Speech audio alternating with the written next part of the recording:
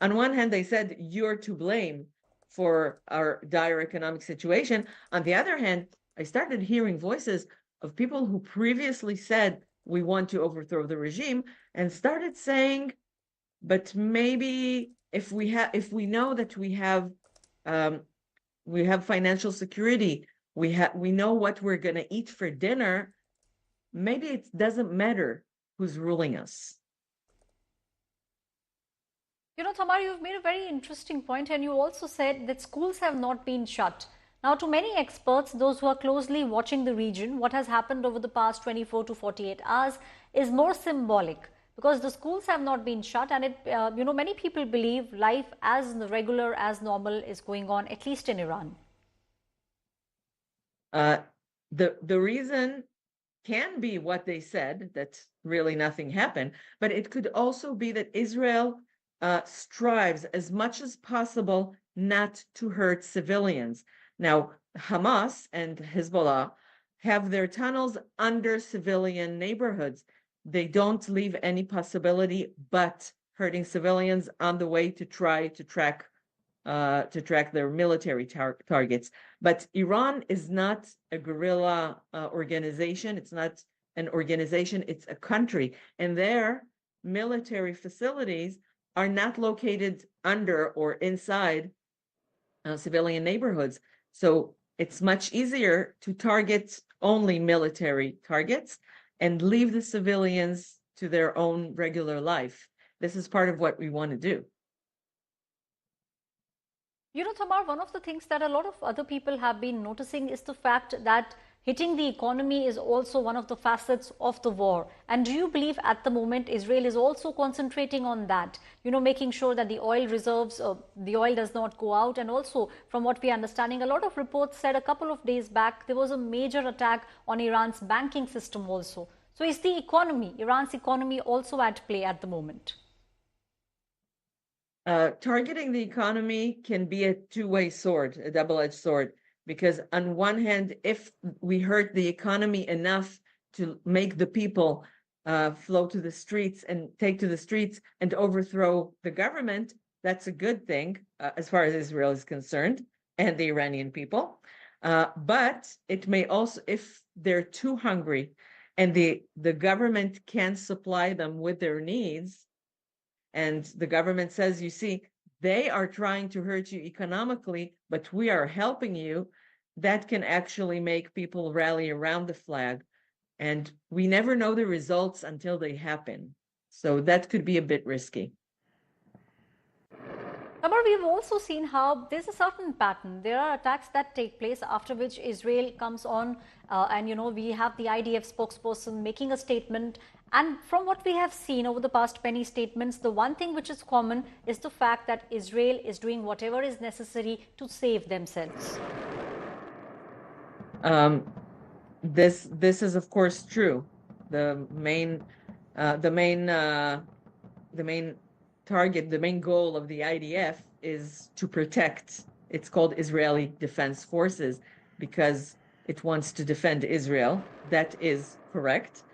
The killing of Hassan Nasrallah and Ismail Haniyeh and Qasem Soleimani 4 years ago, which was done by the states, but is also in Israeli interest, was done not to kill a bad person, but to prevent them from continuing to carry out their attacks.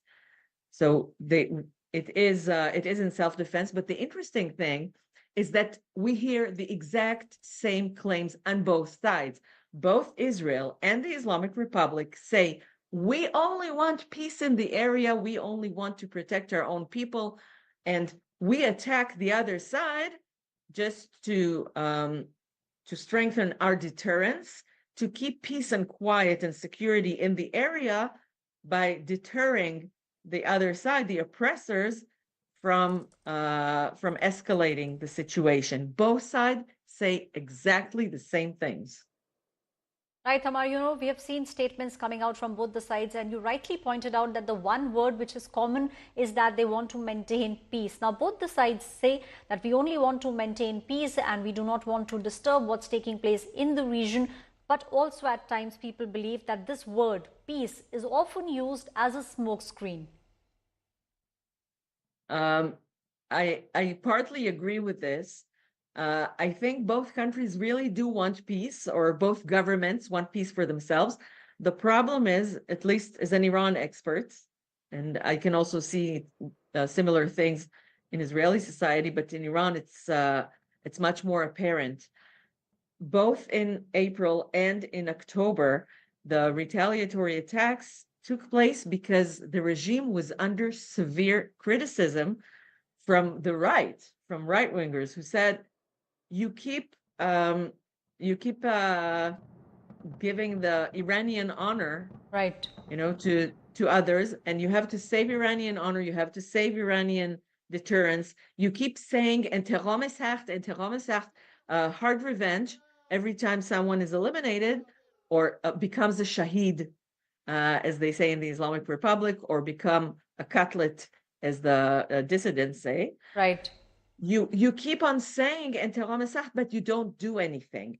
And when Nasrallah was eliminated, almost 2 months after Hania, which was not avenged, and Hania, both are Arab, and Iranians are not Arab, but Hania was killed in the safest place in Tehran.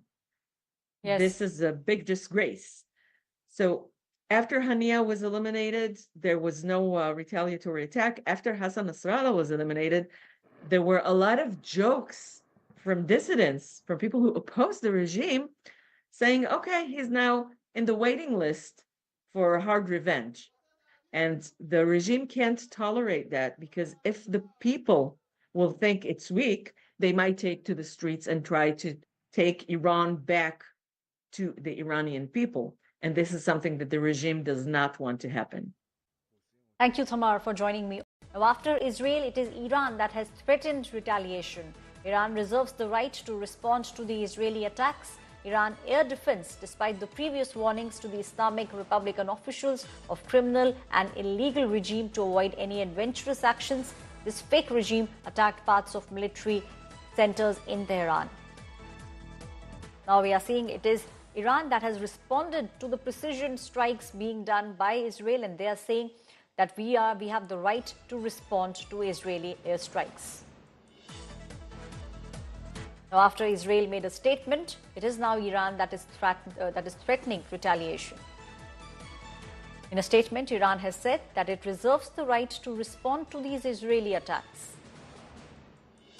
Despite the previous warnings to the Islamic Republican officials that there will be regime change if this happens, they have been asked to avoid any adventurous actions. Now, this fake regime attacked parts of military centers in Tehran. So this is a warning which has been shot to Israel by Iran. Iran is now threatening retaliation.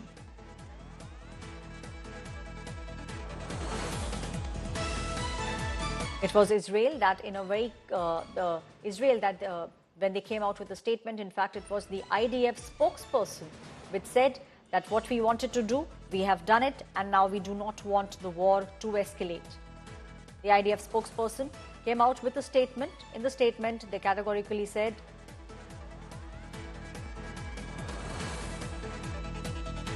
my colleague Gaurav Sawant is now taking over. Gaurav, over to you.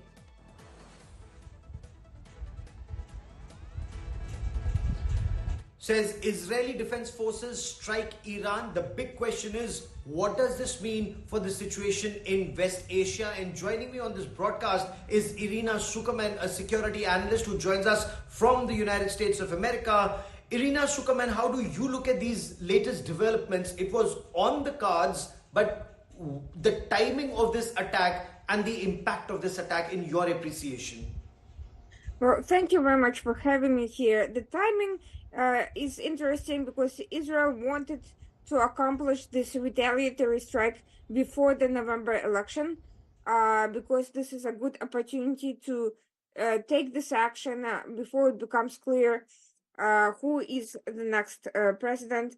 It could also give an opportunity for the Biden administration to bow out with some level of grace and goodwill. and give a sense of accomplishment to all involved. In fact, this strike was supposed to happen a few days earlier, but was disrupted by the leak of the plans from the Pentagon, which is now under the investigation by the FBI, which is looking into several officials at the Pentagon potentially responsible for the leak and the disruption of these plans. The impact will depend a lot on what targets were actually taken down. We know that there was a hit on a power plant, but so far the details have been scarce, and they could range from some symbolic sites, like headquarters. Okay. RGC headquarters, Khamenei headquarters, to drone and missile production sites and facilities, to Air Force bases and other military bases. So Israel had an opportunity to do some severe military damage. What are options? Iran's capabilities. Yes. Mm-hmm. Yes, and what are options for Iran now? Ayatollah Ali Khamenei warned in case Israel targets Iran, there will be an intense strike back. 181 ballistic missiles last time. In your appreciation, will there be a bigger response than last time, this time? Well, that depends on what Israel took down. If they had decimated Iranian Air Force and or degraded their missile and drone capabilities sufficiently, Iran might not be in a position to do any serious retaliation by these conventional means in the near future. They could retaliate by other means, which could include some of their proxies, or they could include cyber attacks and other potential EMP attacks. However, if Israeli airstrikes only damaged some of the facilities and did not fully destroy all of the missile and drone capacity, Iran could significantly increase their future missile air attack against Israel and continue testing Israel's air defense capabilities. We now know that the U.S. placed a THAAD system. This could also mean that U.S. American troops could potentially end up being involved in any future direct attack by Iran on Israel, which is quite undesirable for many reasons. Israel at one point also reached out to the Biden administration about potentially placing a second THAAD system in case a future retaliation from Iran is significantly bigger than the previous attacks, which leads me to believe that the Israelis were concerned that they would not be able to take out sufficient number of missiles, of long-range missiles, and they could continue posing a danger and overwhelm Israel's defense capabilities and even THAAD defense capabilities, which leaves still a lot of room for escalation in the future potentially. And in the way you look at the developing situation, so 1st of October was when Iran struck Israel. Israel took 26 days to strike back.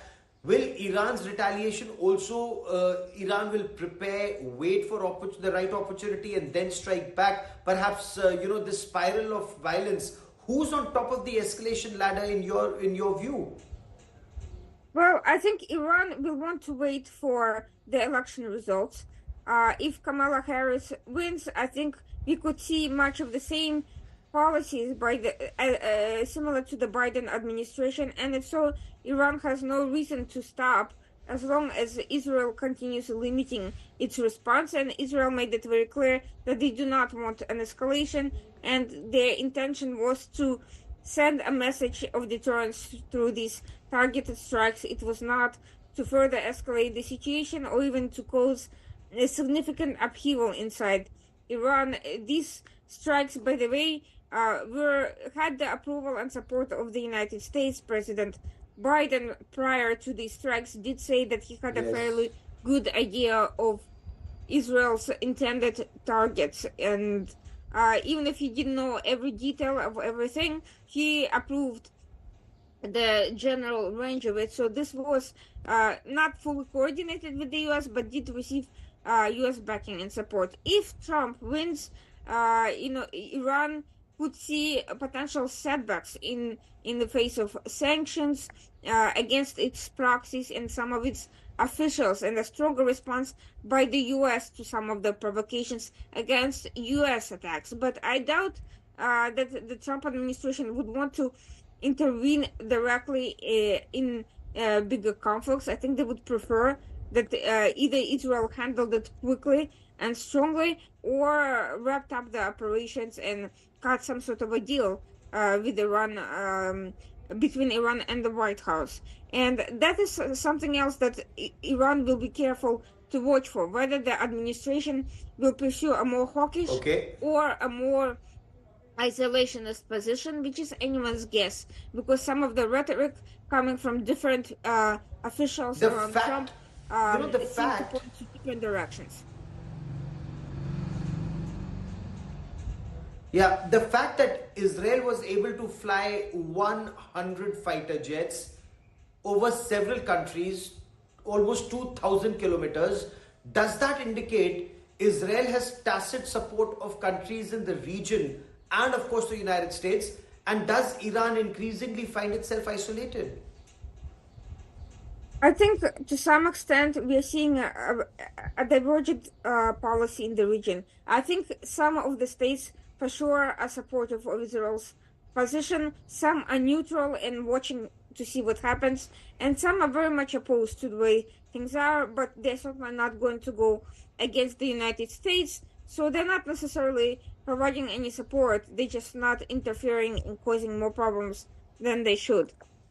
We do have to see that there's almost a dual policy in terms of Iran. In terms of economic and financial deals, there's actually a growing and closer cooperation between the GCC and Iran. In fact, there are rumors that the GCC may propose bringing Iran into the GCC community, despite the fact that GCC came out in response to the takeover of Iran by the Islamic Republic and as a self-defense measure by the Arab states against this new regime back in the 80s. But things are changing quickly now. But some countries there clearly feel more threatened than others, and some of them have resisted normalizing with Iran. Some of them still have not normalized with Iran, unlike many of the Arab states in the last few years. So we are seeing that there is some cooperation, but there's also conflicts. There are also financial and other interests, and there are also other dynamics going on behind the scenes that aren't all necessarily about Israel or about a direct confrontation between Iran and the Arab states. I think it's premature to say that Iran is completely right now isolated. The information is very sketchy in public domain. We still do not know what military targets Israel has taken down. But will Ayatollah Ali Khamenei's regime be under pressure to strike back and hard, more than 181 ballistic missiles unlike last time? Or will they say, okay, there's a lot of pressure that's coming in from the world. Is Iran fired one salvo, Israel has responded with another salvo and only on military targets, so let's call it quits, and that gives Israel the leeway to go after Hamas, Hezbollah and Houthis and not target the regime in Iran. How do you see this pan out in the days and weeks ahead? Actually, I think that Iran will be under pressure to respond in some way because it does not want its proxies to be further targeted. Hezbollah has been pretty much decimated by the recent attacks, and Hezbollah has been its most potent ally. Hamas has also been degraded in many ways, but it's also surviving and reconstituting in parts of Gaza. And Iran's agenda is to align elements of Hamas that are growing in West Bank and basically make sure that they reconnect with the Gaza, with the remnants of Hamas in in Gaza. So they need to make sure that Israel is pressured sufficiently that they cannot fully dedicate themselves to the southern front. And for that to happen, their proxies need to remain to retain some level of independence, some level of functionality. They cannot be fully destroyed. That would put an end to Iran's long-term projects for the region. And so it needs to find a balance between surviving to fight another day, even if it takes years to rebuild, but also not losing face in public in the immediate future. I think they will be looking to find a way, and that does look respond, increasingly but perhaps difficult. not directly. Okay. With Israel making it very clear, it will ensure that Hamas never rules Gaza Strip again, and Hezbollah is no longer a force to reckon with south of the Litani River in southern Lebanon. Ma'am, for joining me here on India Today, many thanks. On the war front, as per Israeli media, 3 waves of Israeli strikes took place against Iran. Citing the United States and Israeli officials, they said the first wave focused on Iranian air defense system. The second and the third wave focused on missile and drone bases and production sites. Now, these are the production sites where arms and ammunition are being produced. Precision strikes have taken place from the Israeli side, citing United States and Israeli officials. They said that the first wave focused on Iranian air defense system. The second and the third wave focused on missile and drone bases and the production sites. This is the latest attack that has come in from the Israeli side. Gaurav, as you were also pointing out towards the fact that now we are seeing waves of attacks taking place, and the idea is to cripple the economy so that Iran is not able to strike back. And there's a focus also because now we are seeing precision strikes being done by Israel.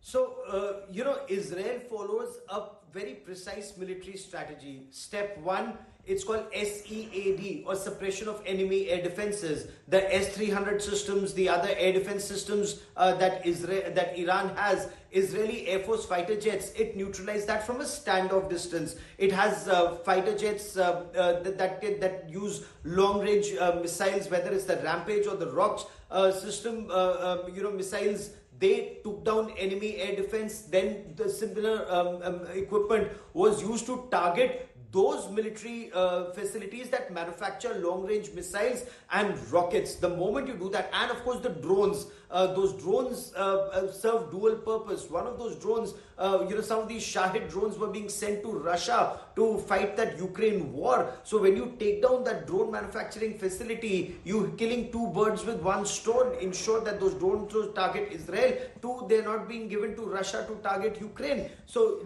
that drone manufacturing facility, we are told, was targeted. The rocket and missile facility was targeted. Some other military hardware manufacturing facility was targeted, and some air defense systems and military installations were targeted. So a very precise policy was followed by Israel to ensure a clear message goes out to Iran. It's not a symbolic strike. Every strike by Israel is substantive to send out a clear message. Now let's see over the next several days and weeks whether Iran strikes back, because some of their missiles, when those 181 ballistic missiles were fired, it fell 1 kilometer short of Mossad headquarters, or it took down an administrative building at the Nevatim air base, and that's a very crucial air base for Israel. But the next wave could have modern weapons, better weapons that could lead to more impact. And God forbid, if civilians are targeted on either side, we will see a massive escalation taking place, because both sides don't want to back down and appear weak, because they're actually sworn enemies of each other. Right, Gaurav, please stay on with me. Our colleague Ashraf Vani is also joining us on the broadcast. Ashraf, we are now seeing, threats are being given from both the sides. It is Israel, which on one side is saying that we have done what we wanted to do, our precision strikes are over. But in case Iran retaliates, then Israel will be forced to retaliate once again. Yes, Ashwini, absolutely. It is the war of the words between the two powerful countries in the Gulf, we can say. actually the all now depends on the US. US has already assured that Israel will not target the nuclear and the oil reserves of the Iran. That has been so far done by the Israel. They have only targeted the military bases that also outside the Tehran. Three bases what are confirmed by the Iran are Ilam and they are that is around the Tehran, and then Khuzestan, and that is also on the other side of the Tehran. Though so nearby Tehran, not Tehran has been directly targeted by the Israeli warplanes. So far there are not yet clarities that what kind of damage these aerial strikes has created inside the Iran. We are just waiting for the confirmations from the Iran. But one thing has been cleared so far, that number one, Israel has said that they have completed their attack on the Iran. Number two, that so far there is not any kind of aggressive statement which has come from the Iran. It indicates that it was a compulsion for the Israel, who is already encircled by the Hamas, Hezbollah and Houthis, to show to their people in the Israel that they have taken the revenge of the October 1 ballistic missile strikes of Iran. And also it was a kind of a face-saving before elections for the US, that Israel has completed its attacks on the Iran. But so far it seems that it is still a symbolic strike carried out by the Israel. They have not directly targeted any nuclear site. They have not targeted any IRG headquarters or Iranian army intelligence headquarters or the Khomeini headquarters. That clearly indicates that the Israel, as it is aware, knows that if it will directly target any major site of the Iran is going to respond very aggressively. And that was clearly indicated by the Supreme Leader of Iran himself, as well as by the Foreign Minister of the Iran in different platforms, including in the UN. Israel is clear that, and they are fighting war for last more than a year now. On 8th of October 2023, Israel started the war against Hamas. Then it was started against the Hezbollah, and it is going on against the Iranian interests in the Syria as well as in the Yemen. So clearly watch and wait what kind of statement comes from the Iranian establishment about the response. So far they have said that they will check if there is any kind of a major damage by the Israeli strikes. They are going to respond it. PK Sehgal, defense expert, is now joining me on the story. Mr. Sehgal, precision attacks, that's how Israel is going about the war. Do you think the idea is to bring down Iran on its knees? I have no idea whether they'll be able to bring down Iran on its knees or not, because they have not, as per America and as per Israeli statements, they have not attacked their oil installations or gas installations, nor have they attacked their nuclear installations. So whether is it a symbolic attack against the military targets, they're saying they're primarily hitting their military assets. Would they be air defense, suppression of air defense resources? It could be headquarters, it could be command and control centers, it could be even headquarters of Ali Khamenei, it could be even headquarters of IRGC. So what targets have they attacked, and what has been the results of those? Statements coming from Iran is that the attack has been largely unsuccessful. Israel has gone on record to say that for the last 1 year, Iran has been directly or indirectly attacking Israel through Houthis, through Hamas and through Hezbollah, as well as through the Syrian resistance and the Iraqi resistance. And they have no option but to give it back to them in the manner that they understand. And they whenever Israel attacks, it attacks with a purpose, with the intention of bringing the other side to the knees. But Iran is not a military pushover. They do not have contiguous borders. They are approximately 1,700 to 2,000 kilometers apart. Second thing, Israel is, unlike Houthis and Hamas and Hezbollah and Gaza, where they don't have any air force, Iran has got a very large air force, almost as comparable in terms of numbers as Israel itself. Secondly, it has got very good air defense systems. Then it has got all the satellite inputs from China and Russia, in addition to its own. So under these circumstances, to what extent does Israel really succeed in breaking their back is something that is to be seen, or is it a symbolic attack only? What America has been saying to Israel that carry out a symbolic attack wherein you upheld your prestige and yet not cause such devastation to Iran that they've been forced to react and the war becomes much bigger in the Middle East. Even now, I'm very certain that there's bound to be a very strong and fierce Iranian reaction and the war is going to enlarge. The consequences of this war are going to be felt by everybody and anybody, whether you are participant or you're not participant. Because global warming is going to increase. Look at the amount of bombardment that is taking place already in the Middle East and in Russia and Ukraine. Cycle. So global warming is increasing. Climate is getting affected. You have severe cyclones coming all over. Frequencies increase. Unprecedented rainfall. Right, Mr. Sehgal, my colleague Gaurav Sawant is also joining us on the broadcast. Gaurav.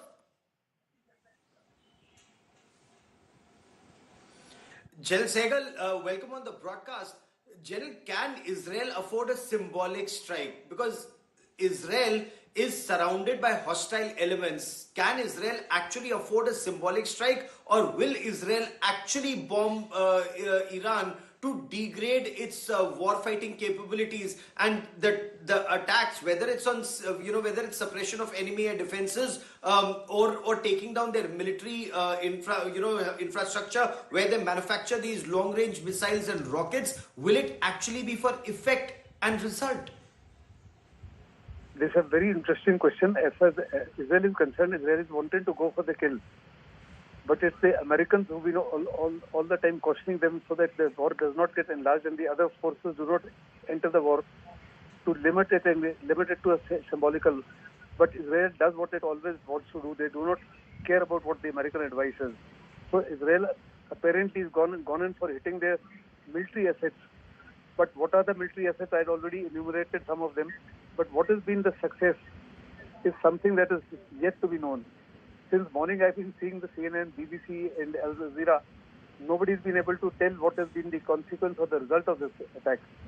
But that's notwithstanding, True. Iran is bound to retaliate. How soon that retaliation takes place, one does not know. And the war is definitely going to get enlarged. As far as America is concerned, America has made an announcement that they've not been involved in this war at all, other than providing air defense resources in terms of hard to boost up their air defenses. Because of late, if you notice, Hezbollah's rockets and missiles have been succeeding and their Iron Dome system has been failing. Because it's been active for more than 1 year. It requires continuous maintenance and sustenance and spare parts as well as missiles. And there's apparently shortage of all these.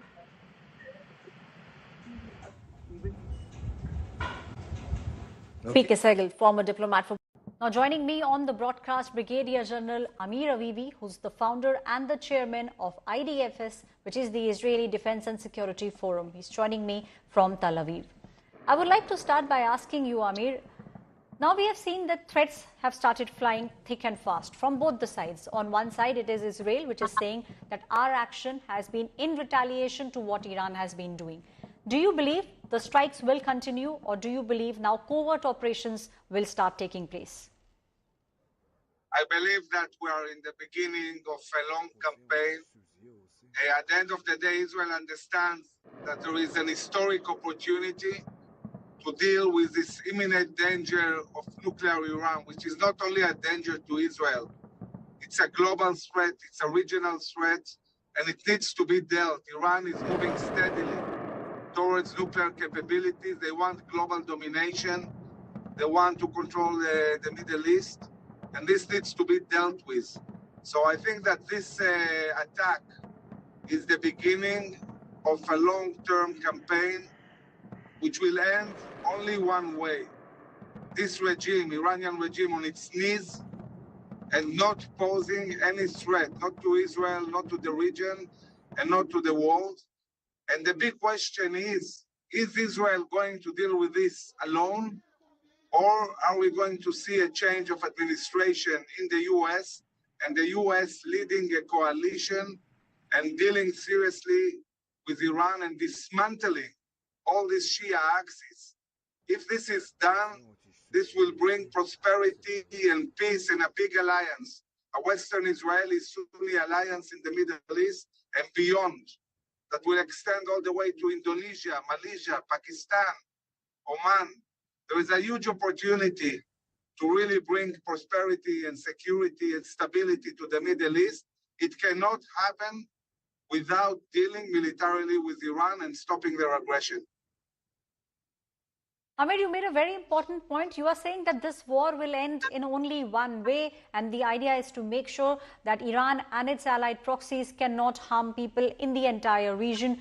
Do you believe then these kind of missile attacks will continue in days to come?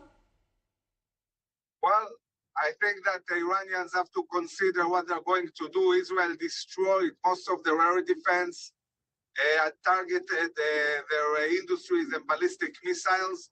We see that Israel has full freedom of operation in Iran and can operate anywhere at any time and hit precisely any place. So we'll have to see what Iran will do. And they also are considering the fact that the U.S. Is going to elections. I think that what will define what will happen in the future will be the policy of the next administration, but also the policy of President Biden after these elections, no matter who wins. The big question is, what kind of heritage does Biden want to leave? Is it going to be appeasement and weakness, or showing strengths and dealing with the threat of nuclear Iran? Amir, do you believe, because the change of guard in the United States is just a couple of days, we will see how 5th of November is when the United States is going for elections. So we will see in the next couple of days that change of guard taking place in the United States. Will that impact the relationship that Iran and Israel has at the moment? Well, I think that a change in the relationship between Iran and Israel has to go through bringing down this evil regime. The Iranian people like Israel and like the Jewish people. But this regime has really decided they'll do anything possible to destroy Israel. They even set a date in 2040 where they want to destroy completely Israel. And this is obviously not going to happen. Now, we know throughout history, whether it was the Nazis or anybody else who tried to undermine Zionism and Israel, it ended by these entities disappearing from the world. So Israel is not going to stop until Iran is not going to pose a threat. And we have to remember that Israel is dismantling the strategic depths of Iran. All the national security way of thinking of Iran is building a strategic depths like Hezbollah, like Hamas, the Houthis in Yemen. And Israel is systematically dismantling these strategic depths. This might create a reality where Iran will try to accelerate their nuclear plans, and therefore we're entering a kind of race. They will try to accelerate and reach nuclear capabilities. Israel and the West need to stop this, and therefore I see this campaign continuing throughout these elections in the US and beyond the next administration. Amir, we have seen how missile attacks are taking place, eliminating terrorists. That is one side of the war. The other side that we are seeing is hitting the economy of Iran. So do you believe that this is a multi-frontal war, that Israel will continue hitting the economy of Iran? Do you think that's also on agenda? Basically, there are 4 different kinds of targets Israel might hit. It can be oil refineries. It can be the leadership of Iran. I want to remind you that the Iranians have tried to kill Trump and also Netanyahu. So really also hitting their leadership might be an option. We're talking about military sites and we're talking about nuclear sites. So there are many different targets.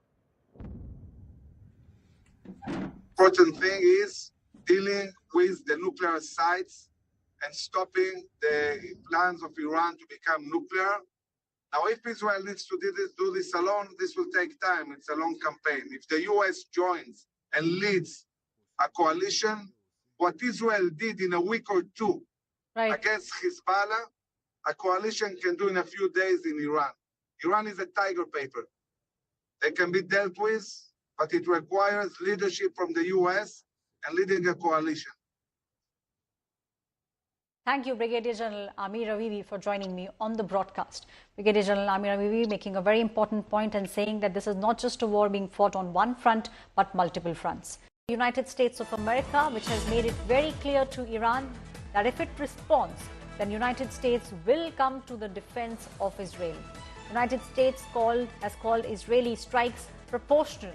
The United States in a statement has said the response was proportionate. We sent a message to Iran that if it responds, we will defend Israel. Senior Biden administration officials said Israel's strikes on military strike appears to have been targeted and proportional, and that it should be the end of the direct exchange of fire between both the nations. This is the United States of America coming out with a statement and a warning also for Iran. It is the United States which has said that we want to make it very clear to Iran that now if it responds, it will be the United States of America that will defend Israel.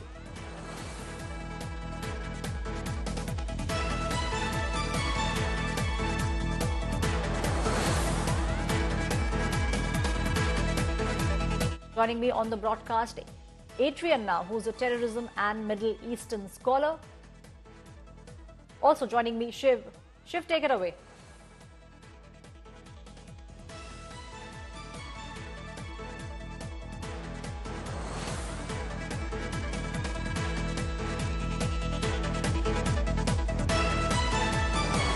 Can you hear me, Shiv?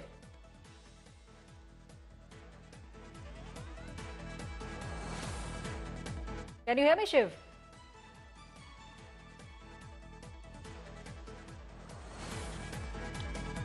Joining me on the broadcast, Adrian Calamy, who's a terrorism and Middle Eastern scholar and also a fellow at the Arabian Peninsula Institute. Adrian, we are now seeing a proxy war, and you know, this is what everyone has globally known, that this in fact is also a direct confrontation, but also a proxy war of sorts taking place. Where do you believe this war will head to over the coming months? Because now we are seeing United States also making very clear statements, sending out a stern message to Iran, saying what has happened was proportional, but you should not have a retaliatory stance now. Yeah, that's a great question, and thank you for having me on the show. What we see right now is, I was listening to Shiv's comments before. It was that statement that we can reach out, that we can touch you, that we can inflict enough damage, and that's certainly the message that Israel wants to send to the Islamic Republic. Now, did the Islamic Republic get that message loud and clear? I'm not sure if they did. The first time Israel struck back after Islamic Republic barrage, they took out an S-300 site, which was a radar site protecting one of the nuclear facilities. This time, they took out, it would look like a bunch of radar stations, and then hitting a bunch of drone factories and missile factories. Once the dust clears, we'll see. Now, the big question is, has deterrence been restored? I don't know if it has. The Islamic Republic also, you mentioned, great point, war by proxy. This has always been a war by proxy. That's the game that the Islamic Republic wants to play. Truthfully, they don't want a direct confrontation with Israel, but they have been crossing that line. And this is the first time that we've seen in this conflict with the Islamic Republic launching missiles directly from their soil at Israel. Is it likely that Iran will retaliate to this, or does this bring closure to the October 1st attack? There was always a certainty that Israel would respond, because that was 180 ballistic missiles plus that were launched at Israeli facilities. Does this in some way kind of close that book and move this conflict to the next, whatever chapter comes ahead? I would hope so. I mean, great question, and I would absolutely hope so. I am just not sure enough that Israel did enough to reestablish deterrence. And one of the things that I think they needed to do, that they needed to take that extra step, was to target the oil facilities of the Islamic Republic, because that's how they fuel the proxies. As I said before, it's war by proxy, and this is how they fuel Hezbollah, Hamas, the Houthis, the Iraqi proxies, you name it. So I'm not sure if it's enough. We're going to have to wait and see, because this is still fog of war, and we'll see what the damage assessment is tomorrow. Is it possible, Adrian, that direct economic facilities like oil facilities or ports were not targeted, perhaps because the United States, has an election coming up and they wouldn't have wanted that, and also the possibility of an oil terminal being struck would have, more directly possibly triggered a larger kind of escalation with, Russia maybe wanting to, step in some way? Yeah, I'm not sure if it would have triggered a larger escalation drawing in Russia. I think the Russians are probably upset that the drone and missile factories have been hit, because the Islamic Republic has been sending them there. You do bring up a great point. I wouldn't be surprised if pressure came down from the United States not to hit those oil facilities, even though the United States is not an importer of Iranian oil.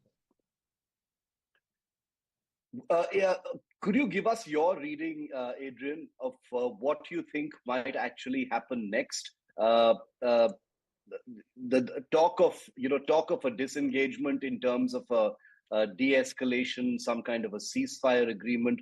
Do you think that the air becomes more clear towards at least talking about that? Both sides have had their say, quote unquote, with their missiles now. Does the atmosphere become a little more conducive towards ceasefire talks? I really think it does become more conducive, only because Tehran is absolutely reeling right now. Their number one threat and their greatest threat to Israel has always been Hezbollah, or not always, but in recent years, last 20 something years, it's been Hezbollah, and they've been absolutely decimated. If you look at the Houthis, they've been hit. Does the Islamic Republic resort and go back to war by proxy, or do they go back to this type of terrorist attacks that they're known for, such as hitting Israeli embassies in Argentina, or a cultural center in Argentina, or striking targets in India? They have made several attempts in India in the past. So we'll have to see. I would think that the Islamic Republic would want to pivot away from this direct confrontation and move it more towards get it away from the region. It's not going in their favor right now. Hamas is a spent force, at least in Gaza. Final question, Adrian, in that case is, with the US election just a couple of weeks away now, what kind of bearing do you think that that will have on the way things pan out now between Israel and the forces surrounding it? Do you think it's going to have a kind of calming effect, the election? That's a great question, and I'm not quite sure, because if you look at the Islamic Republic's strategy, this war against Israel and these attacks, it's also a war against the West. And we know that the Islamic Republic is openly trying to meddle in the US elections. Now, does it benefit them one way or another? I think US being uncertain of who the next president is and how it will influence will work in the Islamic Republic's favor. But any communication coming from Biden, you have to remember he's a lame duck. He's a lame duck president at this point. Yeah.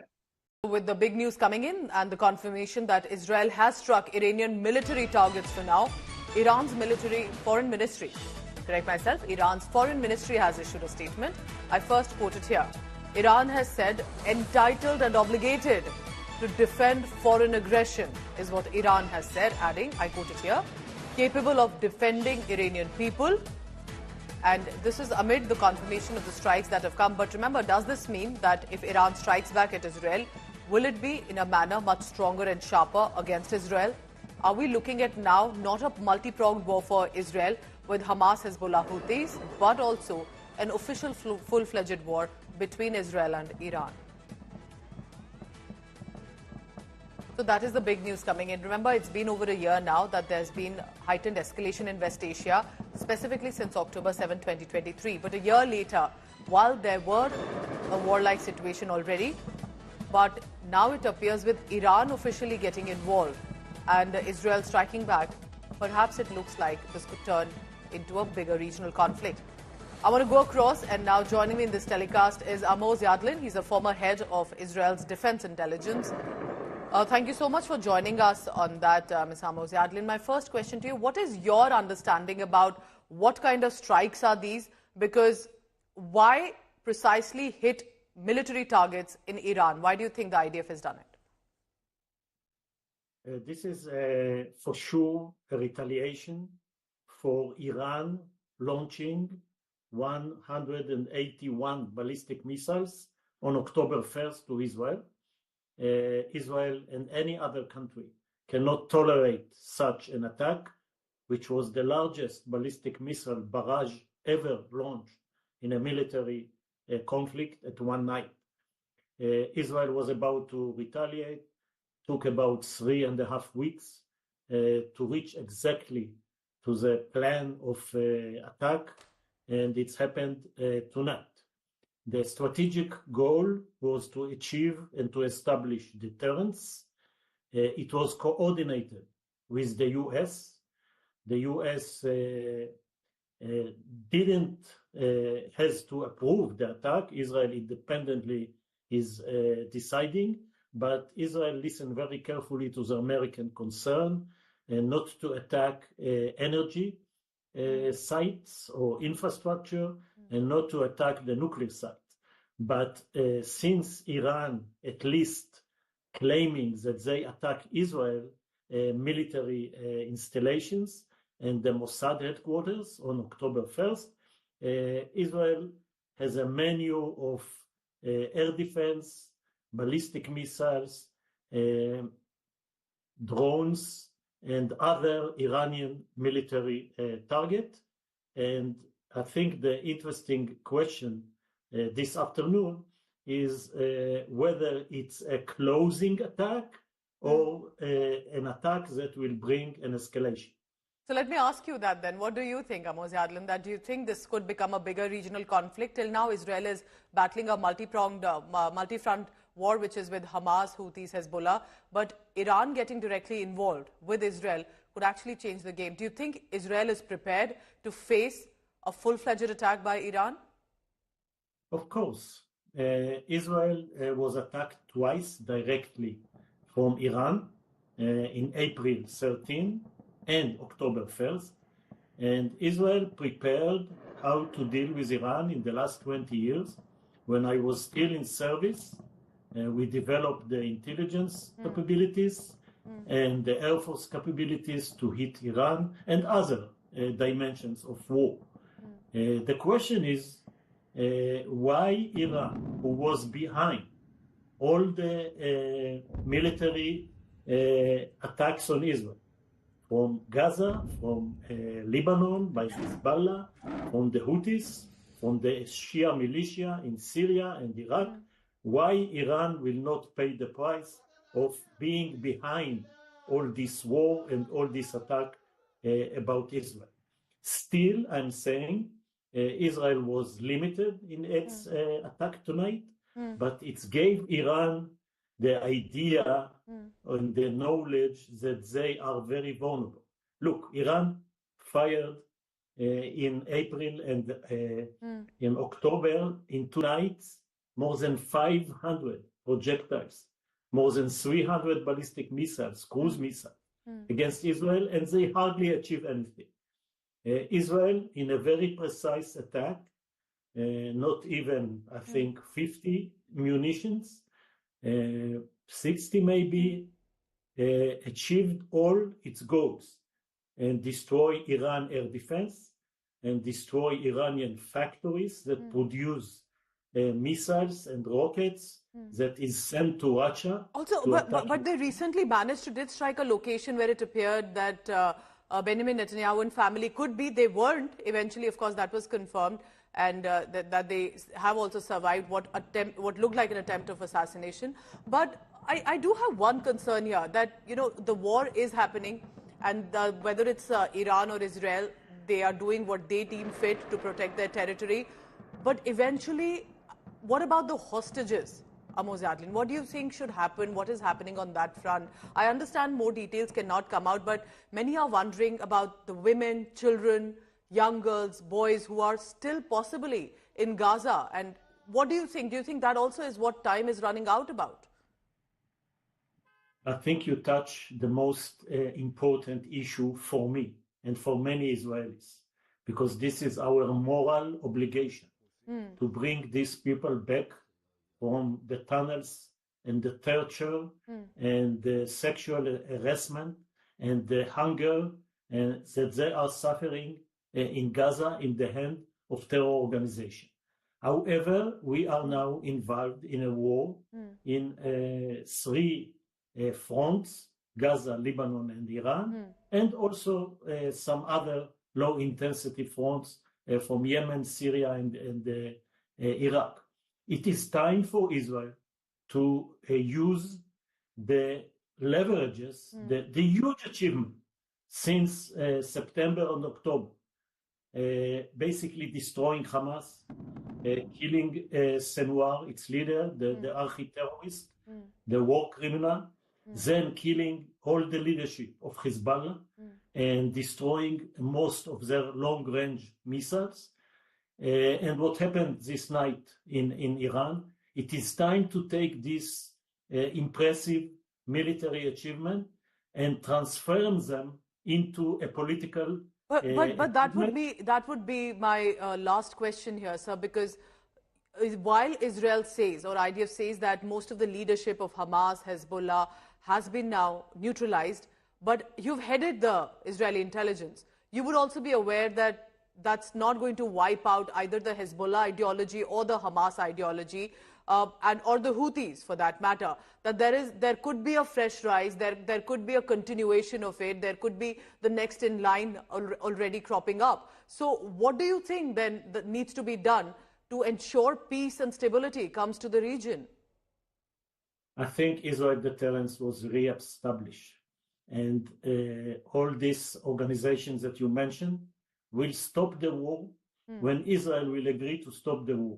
But now they are not agreeing on the conditions, on the parameters to stop the war. Israel has now a huge leverage. It can agree to stop the war with the right conditions, both in Gaza, returning the hostages, and in the north, removing Hezbollah from the Israeli borders and able the residents to come back. It is up to the Israeli government to decide that the war objectives were established, were achieved, and it's time to move to diplomacy and to a political resolution. It should be done under fire. It should not be done under ceasefire, because then the enemy will not agree on anything. Okay. But I think due to the achievement, and if it will continue the same vector, we can end this war quite in the coming months.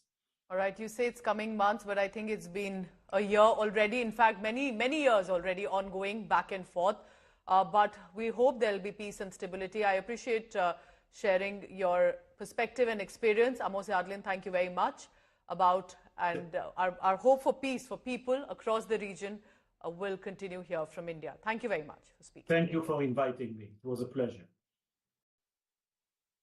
So clearly in the Middle East, the war is definitely escalating, and Israel, what it says is Operation of Repentance hit back at Iran, saying the military was conducting strikes against military targets. Iranian media has reported multiple explosions in Tehran and nearby base. Now, United States of America has come out with a threat warning Iran, extending support to Israel, and has said that this response by Israel was proportionate, sending across a message to Iran that it will also continue to defend Israel. America has also said there should be an end of direct exchange of fire between the two nations. But America has also added that multiple direct and indirect channels of communications with Iran were made. The position was made clear in that. And as per Israeli media, 3 waves of strikes took place. The first wave focused on Iranian air defense system. Second and third focused on missile and drone base and the production sites there in the country.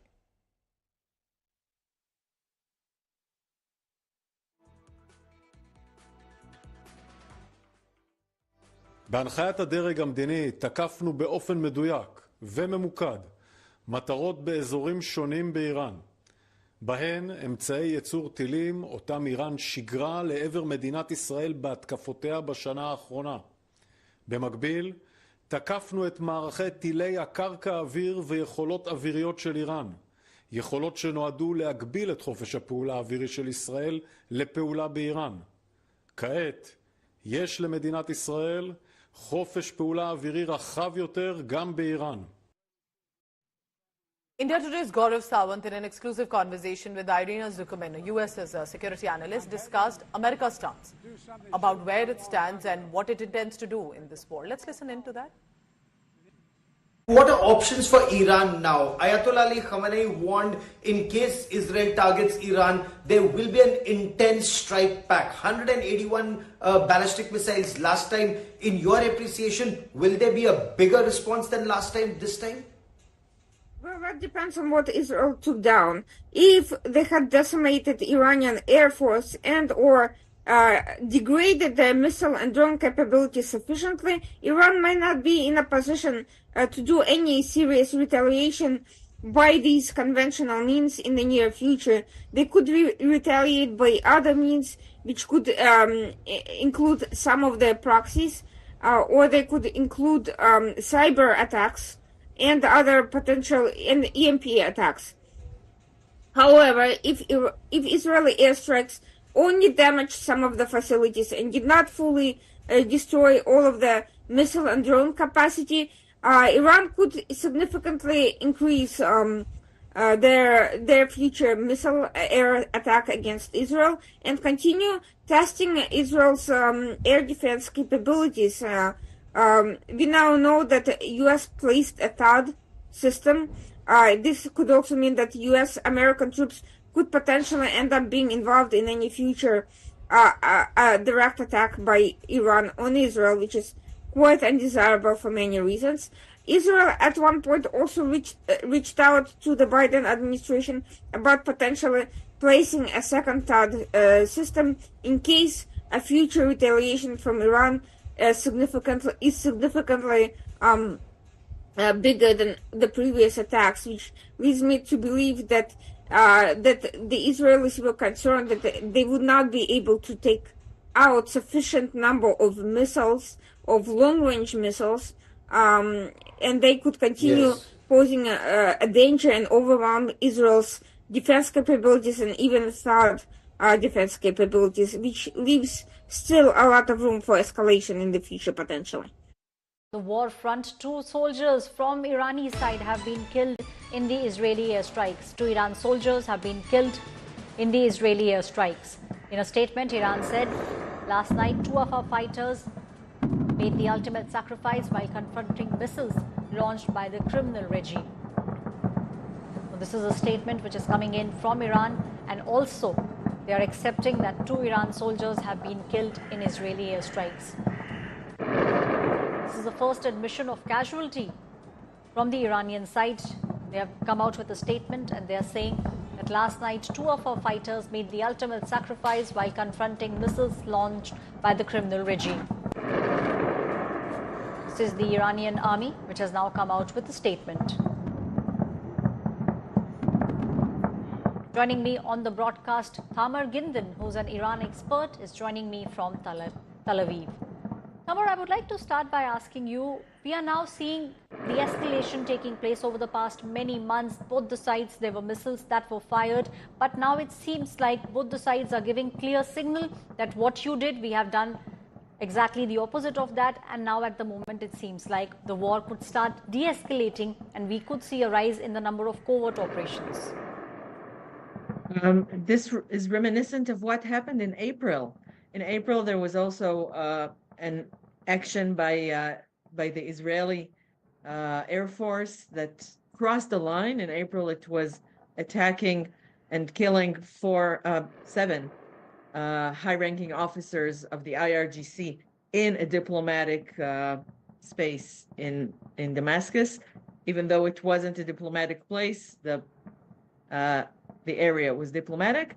And then Iran attacked with missiles, the Islamic Republic attacked with missiles from Iranian grounds, and Israel's retaliation hurt military abilities, but it was presented to the people as nothing, as weak, and enabled the regime not to respond. No one in the region wants this war to escalate to a full-fledged regional war or World War III, and this response, even if both sides are both sides can't be right, but even if the Israeli side, the Israeli claims are true, and 20 air bases or missile facilities were damaged, because in Iran, as opposed to Gaza and Lebanon, as opposed to their proxies, military and civilian areas are separate. There can be damage to military targets without even bothering the civilians. Schools in Iran are open today. Everything is as usual.